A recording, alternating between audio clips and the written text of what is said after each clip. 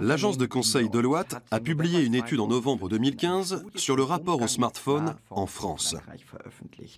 Elle révèle que 50% des 18-25 ans regardent leur téléphone jusqu'à 50 fois par jour. 6% des sondés avouent même le consulter quotidiennement jusqu'à 200 fois.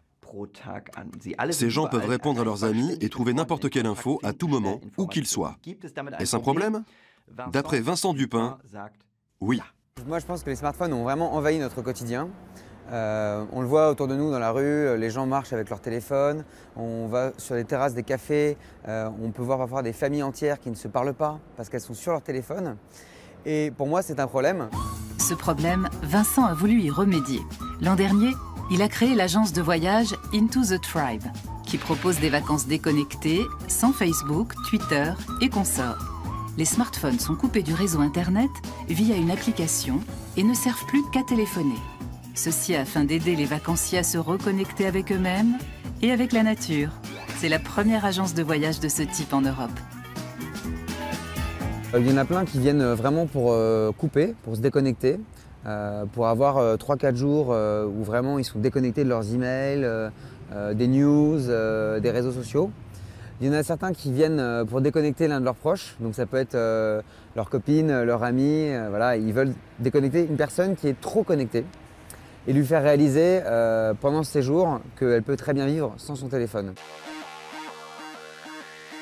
Il suffit de jeter un coup d'œil dans les rues de la capitale française pour se rendre compte à quel point les gens sont accros à leur smartphone. On a peine à trouver un endroit où tout le monde n'a pas les yeux rivés sur un écran.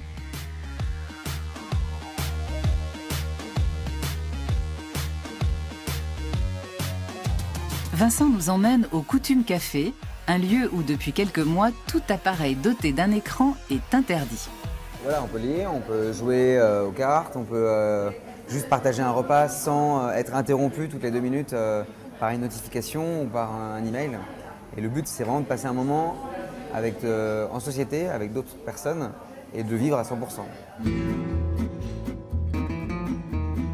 Ce café est une véritable oasis au cœur d'une métropole hyper connectée. Et Vincent n'est pas le seul à en profiter pour faire autre chose que regarder son portable. Pourtant, les clients du Coutume Café n'ont pas tout de suite été emballés par cet interdit. Je pense qu'au début, les gens l'ont pris comme une atteinte à leur liberté. Maintenant, ils comprennent que c'est vraiment pour favoriser nos échanges. On a des interactions avec nos clients qui sont plus riches, plus intéressantes. Des clients qui viennent et qui partagent leur quotidien et non plus leur travail ou la charge de travail qu'ils ont à faire pendant la journée. Vincent nous fait découvrir un autre lieu déconnecté. Au Café Nuage, ces soirées Digital Detox.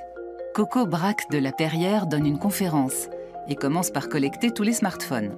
Pendant 3 heures, les participants devront se débrouiller sans. Et ce n'est pas si facile que ça, comme l'explique Coco en début de séance. On ressemble en gros à des fumeurs conscients qu'il faut arrêter, ou en tout cas qu'il faut réduire cette relation avec ce digital, mais on n'arrive pas à le faire encore. Coco ne diabolise pas pour autant le web. Elle est consciente des aspects positifs de l'Internet et de la téléphonie mobile, mais également des dangers d'un usage excessif. Ce qui émerge aujourd'hui, c'est de dire que plus on est connecté, plus on reçoit de l'information, plus on se sent obligé de traiter cette information. Donc ça amène un niveau de stress important. On ne sait même plus qu'on est en stress, on est en adaptation du stress. Donc notre curseur monte et au bout d'un moment, on est en burn-out. Mais il y a un remède à cela. Ce soir, Coco propose un voyage méditatif qu'elle appelle Mindfulness Méditation.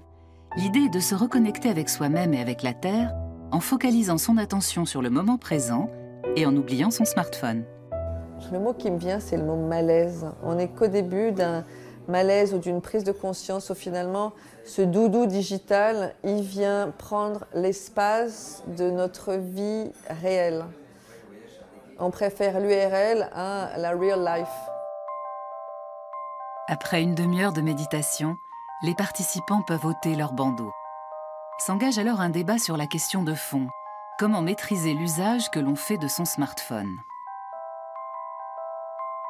Essayer de moins regarder mes mails, moins être accro. Je sais pas si ça va marcher, hein, mais je peux essayer. Tout ce petit monde doit tenter de respecter ses bonnes résolutions pendant une semaine entière. Même Vincent a remarqué qu'une digital détox lui ferait du bien. Je suis engagé à regarder mes mails que 3 fois dans la journée et je vais essayer de m'y tenir parce que je suis sûr que ça va augmenter ma productivité et ça va aussi augmenter ma capacité de concentration sur mes dossiers de fond. Pas si facile.